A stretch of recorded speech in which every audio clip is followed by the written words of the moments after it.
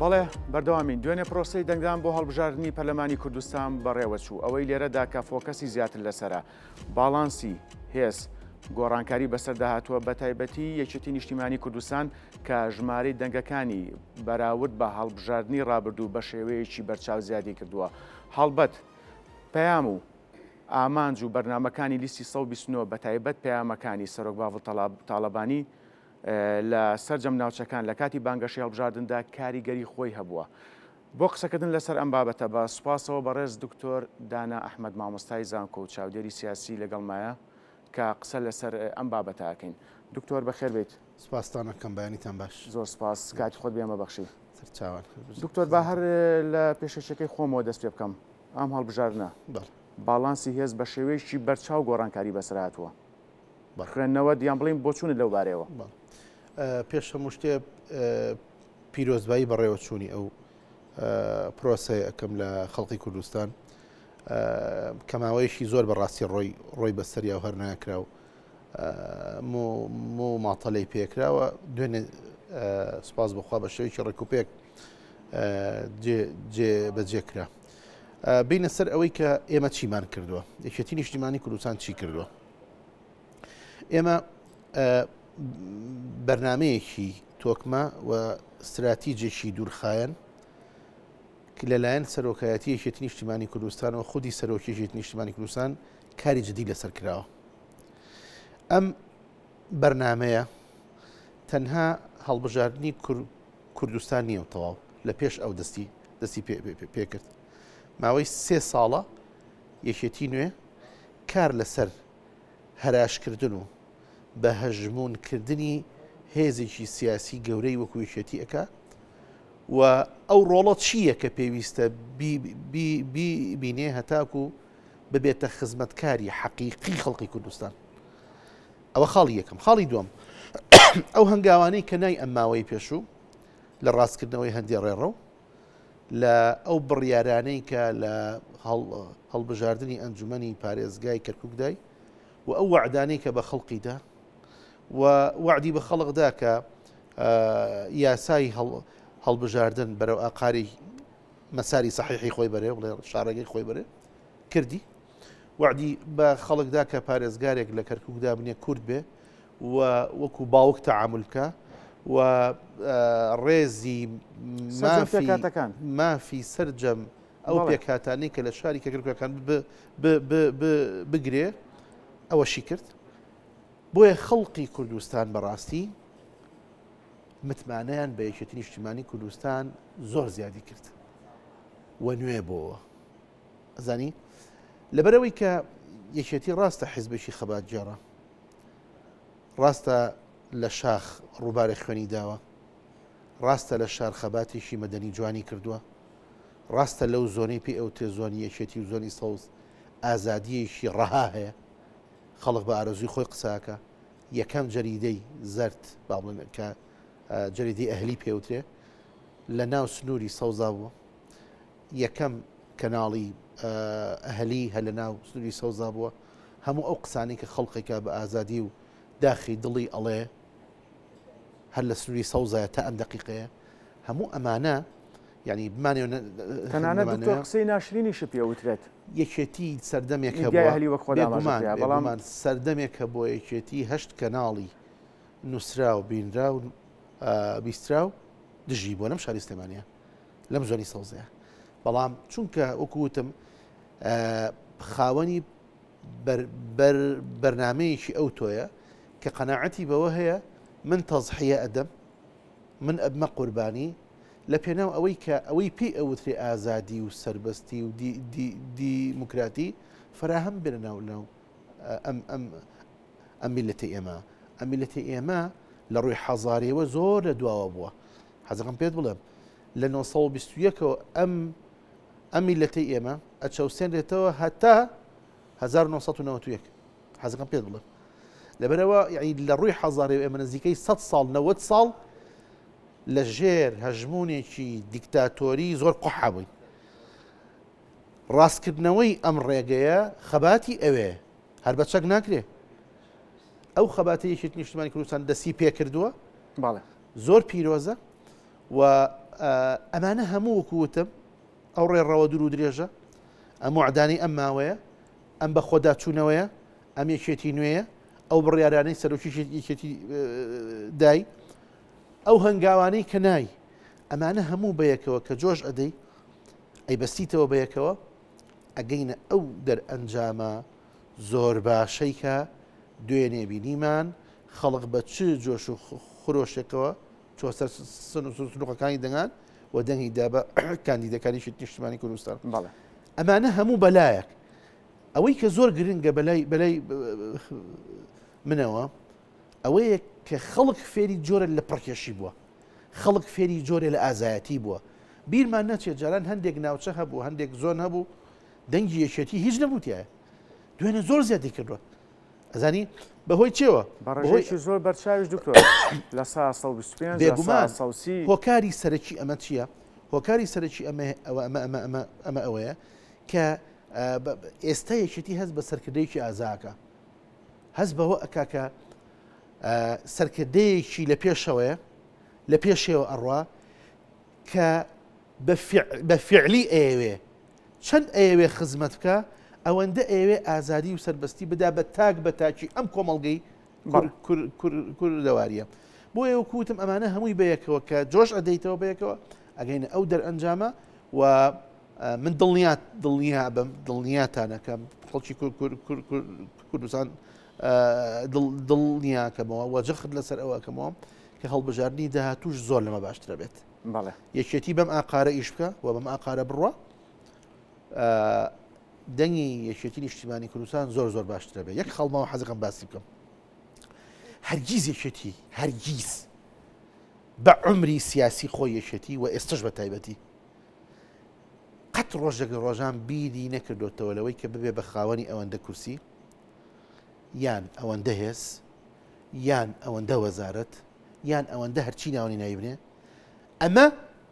کار بکاتە سەر خەباتی سیاسی یەکێتی و لایەنە سیاسەکانی کە وەلا بنێ ئەمە لە بیر یەکێتی نیشتیمانی کوردستانە ئەمە شتی وەلێک لە ناو بەرنامە و پرۆگرامی یەکێتی نیشتیمانی کوردستانە یەکێتی سەن و قورسایی هەموو حیزبێکی سیاسی ئەدا بەسەر شانی خۆیان بەڵێ جا دکتۆر دانا من پڕم پرسیاریشم زۆرە فەرموون لە خزمەتم زۆر سپاس دکتۆر باسی کەرکووک کرد سەرۆک بابڵ تەشیری کردەوە کە پارێزگاری کەرکووک پارێزگارێکی کورد دەبێت هاتە دی پارێزگارێکە کە کووردە بەڵام گرنگی بە سەرجەم لایەن و پێکاتەکانی هات لە کەرکووک لە پەیامەکانیدا لە بانگەشە وتی ئێمە ڕێڕەوی حکومڕانی ڕازەکەینەوە کەواتە پرسیارەکەم ئەوەیە هاوڵاتیان گەشتبینن بە بانگەشە و بڕیارەکانی سەرۆک باڵ ئەمە کاریگەری زۆری شێ کاکی خۆم باشترین بەڵگە بۆ ئەوەی کە خەڵک گەشتبینن و متمانەیان پیا کردووە ئەو مشارەکەی دوێنێ بوو ئەو دەنگانەیە کە ئێستا یەکێتی گەشتبینن بە بڕیارەکانی بێگومان زۆر گەشتبینن بێگومان یعنی ئەمە کاری کردوتە سەر لایەنی سایکۆلۆژی خەڵک یعنی خەڵک من ئەوەی کە جاران لە هەڵبژاردننی پێشووترە خەڵقمانە بینی یعنی ئەیانت کاکەگیان ناچیت بە هەڵبژاردن خۆمە هەر حیزبێکە و خۆمە هەر لایەنێکە و هەر یەکەمە بێ و خۆی بێ بە هەموو شتێک و ئەم جارەوانە بوو یعنی ئەم جارە عەزمێکە بوو بۆ ئەوەی کە ئیتر بەسە یعنی لایەنی کەش هەیە دێنە پێشێ تۆ تەماشاکە لە سنووری یەکێتیە هەندێک لایەنی کەش چۆتە پێشەوە زانی ئەوەندەی ئازادی داوە بە خەڵک ینی یەکێتی ئەوە نییە مەرجی یەکێتی ئەوە نییە کە خۆی بچێتە پێشەوە بە تەنیا شتیوانە لە پرۆگرامی یەکێتیا شتیوانە یەکێتی ئێوێ هەموو لایەنەکان هەموو ڕەنگەکان بە یەکەوە بن ئەم کوردستان ئێستا درێژە پێدەری بەرنامە و پلانی سەرۆک مامجەلالە ئەمە مامجلال دەستکە گوڵەکەی هەبوو ئەیوت هەمومان بە یەکەوە جوانین کاکی خۆم ئەزانی هەموو جارێ ئەیوت کەرکووک عێراقێکی بچووکە هەموو پێکاتەکانە بێ بە یەکەوە بن هەموو پێکاتەکان بە یەکەوە بژین بەڵام قوتسی کوردستانیش لەبەر ئەوە ینی ئەوەی کە ئێستا بێ ئەو ڕۆژە بڕیارێکی پارێزگاری کەرکووکم بینی بڵاو بووبەوە زۆر کاری تێکردم بڕوات بێ و ئەمە کاریگەری زۆرە بێ لەسەر خەڵکی کەرکک و لەسەر خەڵکی کوردستان ئەویش ئەوەیە ئەڵێ لەمە دووە بە نووسراوە ڕسمیەکان چۆن بە کوردی و عەرەبیەکرێن بە تورکمانیش بکرێن ئەم ڕێز و احترامە ئەمە ئەو پەڕی ڕێز و احترامە پارێزگارێکی کووردا بەڵام پارێزگاری سەرجەم پێکات کاکی خۆم پارێزگارەکەی پێشتر کورد نەبووە نەبوو بەڵێ شتی وای کردووە نەخێر تەواو ئەوە باشترین بەڵگەی بۆ هینە لەبەرەوە یعنی یەکێتی لە هەر شوێنێ بێ ئازادی لەوێ و یەکێتی هیچ ڕۆژێک لە ڕۆژان وەکوتم لەگەڵ ئەوانیە کە بەرخوردی هێز خۆی بێ نەشتیوانیە لە ناو ئەو پەرلەمانە لە ناو ئەو حکوومەتە کە ئێستا یەکێتی نیشتیمانی کوردستان ڕکابەری یەکەمە حەزگەم پێ بڵێم و ینی منافیسی یەکەمە باوا بڵێم منافیسی یەکەمی هێزی یەکەمە لە کوردستانە لەگەڵ ئەوەدایە کە لە ناو پەرلەمانە ڕەنگی جیاوازە بێ و دەنگی جیاوازە بێت بۆ هەمیشە پێی وایە کە عیبەکانی من نارەکان میبینن ئۆپۆزیسیۆنەکان میبینن و عیبەکانی ئێش من ئەیبینم و هەمیشە یەکێتی ئێوێ لە ناو خۆی و خەڵکە فەزایەک نەبێ بۆشاییەک نەبێ بۆشایی نابێ هەبێ یەکێتی گەشتووە بە خەڵک بە تایبەتی ئێستا لە ناو خەڵکایە لە ناو گەنجایە لە ناو ینی چین و توێژەکانایە لە ناو پێکهاتە جیاوازەکانایە لە ناو دەکاتیرایە لە ناو مامۆستانی زانکۆیە لە ناو مامۆستانی ترایە ناو پزیشکایە لە ناو مهندیسایە لە ناو سەرجەم لەگەڵ مناڵایە لە ناو مناڵایە لە ناو ژنایە سارم ئەزانی ئەمانە ینی ئێستا یەکێتی خەڵکە ئێستا یەکێتی ئەو یەکێتیەکە کە کار لەسەر خزمەتکردنی ینی پرۆگرامی نوێی هەیە بۆ خزمەتکردنی خەڵک بەپێی ئەو گۆڕانکاریە کە لە ناوچەکە ڕۆئەدا ئەم ناوچەی بەرە گۆڕانکاری گەورە ئەڕۆ باشە یەکێتی نوێ کار و چالاکی و بەرنامەی خۆی لەسەر ئەو گۆڕانکاریە جەوهریانە داناوە کە لە ناوچەکەیە بەگشتی ڕوئەدا بەڵێ دکتۆر باسی گەنجانت کرد پێش پرۆسی هەڵبژاردن شوونێکە بوو کە گەنجان بە شێوەیەکی بەس چاو بەشداری پرۆسی هەڵبژاردن نەکەن و ئینتیما و دڵسۆزی وەلایان نەماوە بەڵام ئەوەی دوێنێ بینیمان بەشداریکردنی گەنجان بوو ئەمەش دەرخەری ئەوە نییە کە یەکێتی نیشتیمانی کوردستان بە تایبەت خودی سەرۆک پاڤڵ بایەخ و گرنگی زۆر ئەیات بە گەنجان بە تایبەت خوێندکارانی زانکۆ و پەیمانگاکان هەڵبەت بەڕێستان خۆتان مامۆستای زانکۆن من پێشکەوتن و پەرستاندنێکی زۆری یەکێتیم بینیوە و ئەیبینم ئێستا لە ناو خوێندکارانە زۆر ینی زۆر بەڕوونی و هۆکاری سەرەکیش ئەمەیە تۆ 12 سعات لەگەڵ یانە دانیشی ئەمە دەرخەری ئەوەیە تا ئێستا خوێندکاران باسی ئەم حاڵەتەکە ئەمە دەرخەری ئەوەیە ئەڵێن هیچ سەرکردەیەک نەبووە هیچ سەرکردەیەکی حیزبی و حکومی لەم هەرێمی کوردستانە نەبووە 2 سعات دابنیشە لەگەڵمانە ئەم 12 سعات دانیشتۆ ماندووش نەبووە قسەیان بۆ بکەیت گوێ لە داواکاری گوێ لە داواکاری گیراوە قسەی خۆشی بۆ کردوون داواکاری بۆ جێبەجێکردون کاکی خۆم زانی لەبەرەوە ئەمە ئەرچی حزب نییە دکتۆر ئەرچی حکوومەتە ئەرچی حکوومەتە و کاکی خۆم وەکووتم گۆڕانکاری لە ناوچەکەیە وایە کە لەمە دووە ئەمانە ئەبنە سەرکردە ینی سەرۆکیێکی نیشتیمانی کوردستان ئەبێتە سەرکردە ئەگەر لێبێ ئێمە لەبەردەم دوو گۆڕانکاری گەورای لەم ناوچەیە پرۆسەی یا پرۆژەی ڕۆژهەڵاتی ناوەڕاستی گەورە هەیە کە لە 2023ەوە پرۆگرامی بۆ دانراوە ئامادەکراوە و ئێستاکە لەسەر لە 2022 کە لەسەر جێبەجێکردنێکرێ پرۆژەی دووەم پرۆژەی شامی گەورەیە ئەسانی پرۆژەی شامی گەورەش عێراق و هەرێمی کوردستان بەشێکی گەورەیە لێی پشکی گەورەی بەرکەوتووە هەردوو ئەم گۆڕانکاریانە پێمان ئەڵێ کە ئەم پێشکەوتنە یەکێتی هاوڕەوە لەگەڵ ئەو دوو پرۆسە گەورەیە ئەو دوو پرۆژە گەورەیە کە لە دنیاە دێ بەسەر شەرقی ئەوسەط و بەسەر هەرێمی کوردستان و عێراقە بۆیە ینی لە هەر لایەکەوە تەماشای یەکێتی نیشتیمانی کوردستانەکەی ئاسۆی زۆر ڕوونە پەیوەندی یەکێتی لەگەڵ بەغدا پەیوەندی یەکێتی لەگەڵ دەرو دراوسێ پەیوەندی یەکێتی لەگەڵ ڕۆژ ئاوا و وڵاتانی ئەوروپا ڕاستکردنەوەی هەندێک ڕێڕەوی هەڵا کە لە 10 ساڵی پێشووە لە ناو حکومداریکردنی هەرێمی کوردستانە ڕوویداوە پچڕانی پەیوەندی لەگەڵ بەغدایە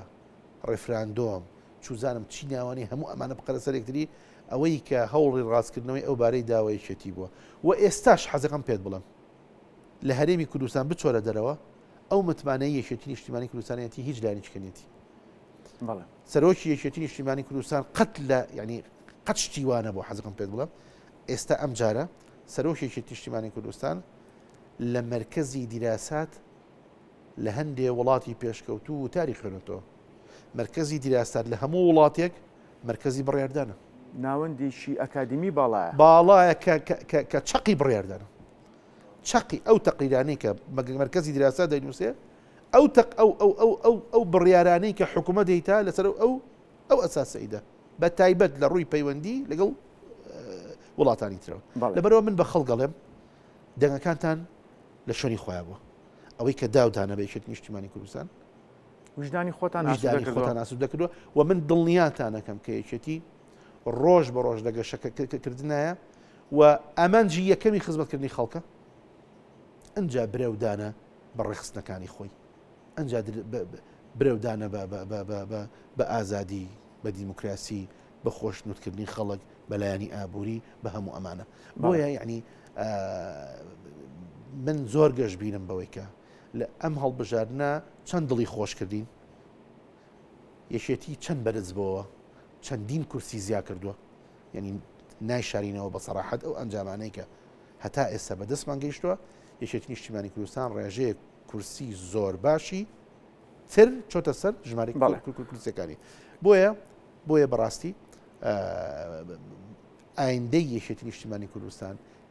لەم ناوچەیە ناڵە هەرێمی کوردستان بەتەنیا لەم ناوچەیە زۆر ئاسۆیەکی گەشە بەڵێ دکتۆر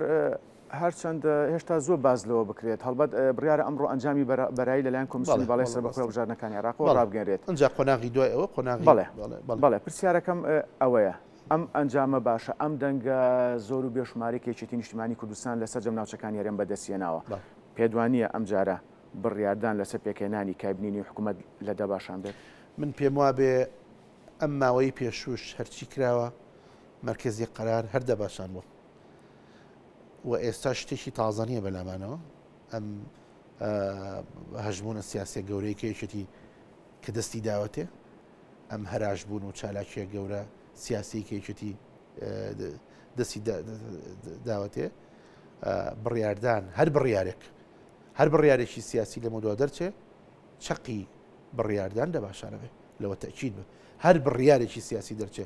مەرج نییە بۆ دامەزرانی حکومەت بێ بەتەنیا لەوانەیە بۆ تەسیسکردنی پەیوەندی کورد بێ لەگەڵ وڵاتانی دەوروبەرە دروستکردنی پەیوەندیەکێتی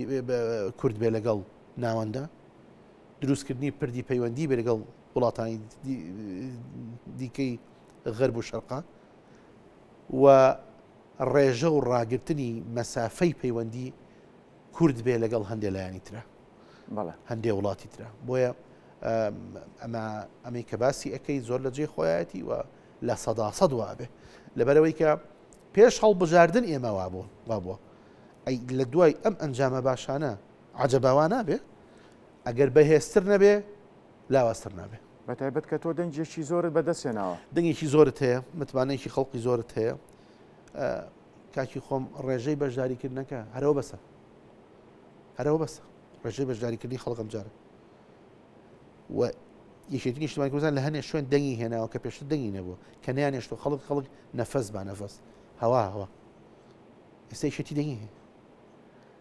لە هەندێک شوێن باشە لەگەڵ هەموو ئەمانە لە ناو ئەم شارەیە لە ناو ئەم هەرێمە لە هەولێرە لە دهۆکە بزانە یەکێتی ینی چۆن ڕێژەی دەنگەکانی بە چ ڕێژێ زیادی کردووە چەند زیادی کردووە زانی و ئەو لێشاوە خەڵقەی کە دوێنێ چوونە سەرۆکانی دەنگان ئەو گەشتبینیە زۆرەی کە هەیان بوو بڕوا بکە لە هیچ هەڵبژاردنێکی پێشترا شتیوانەبووە کە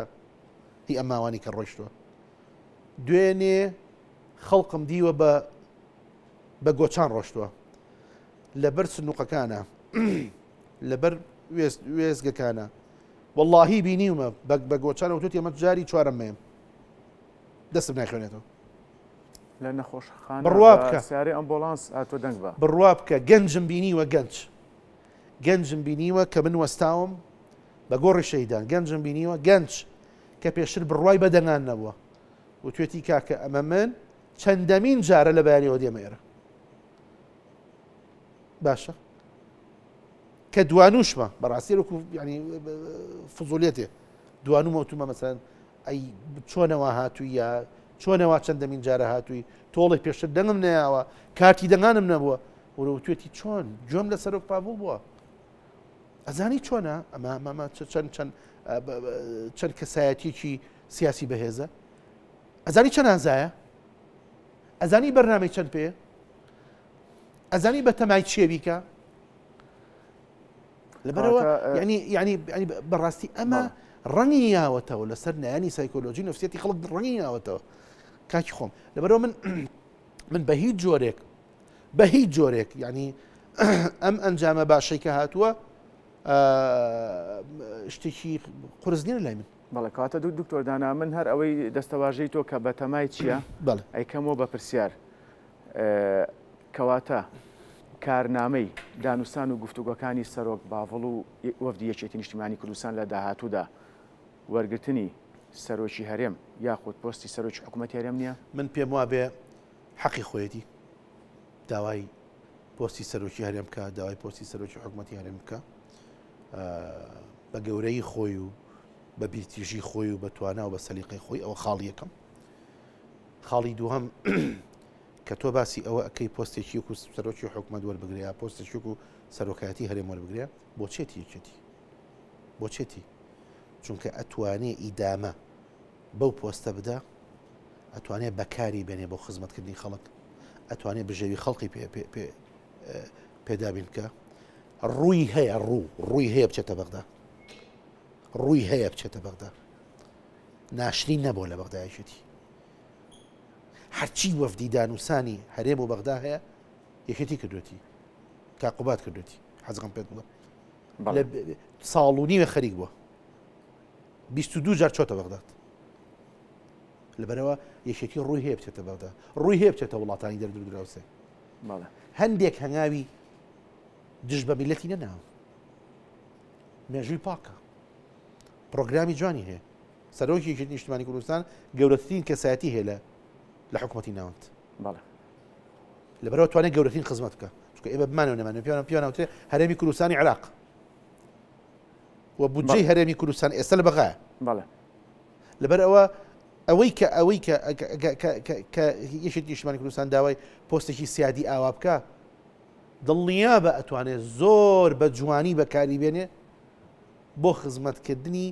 خەڵک و خاچی کوردستان ئێمەش بەهێوان خەڵک و خاچی کوردستان پاراستیم سنوورەش گرنگە بەڵێ دکتۆر دانا من وەک لە سەرتاوتم پرسیارم زۆرە بەڵام هاوکارانم ئەڵەن کات نەماوە ئەوە هەروان زۆر سپاس بۆ ئامادەبوونت سەرکەوتوو بن هەر بزین من وەکووتم زۆر گەشتبینم ئەم دەنگانە ئەوەندەی تر دڵی ئێمە و دڵی خەڵقی خۆش کردووە و سەرۆکایەتی یەکێتی نیشتیمانی کوردستان و دۆست و لایەنگرانی یەکێتی هەڵ ئەنێ بۆ ئەوەی کە خزمەتی زیاتر بکەن هەوڵی زیاتر بدەن و یعنی خەڵکان ینی زیاتر پشتە خەڵکەوە و دەرکەوت کە چەند بچینە ناو خەڵکەوە چەند بەرنامە و پرۆگرامی جوانمان هەبێ ئەوەندە زیاتر خەڵک دێ بە دەور خولمانەوە بۆ هەڵبژارنی داهاتوو ئەبینە تاکە هێز بەڵام حکومت بە تاکە هێز دروست ناکرێت بەدڵنیایی وایە دکتۆر دووبارە فراوان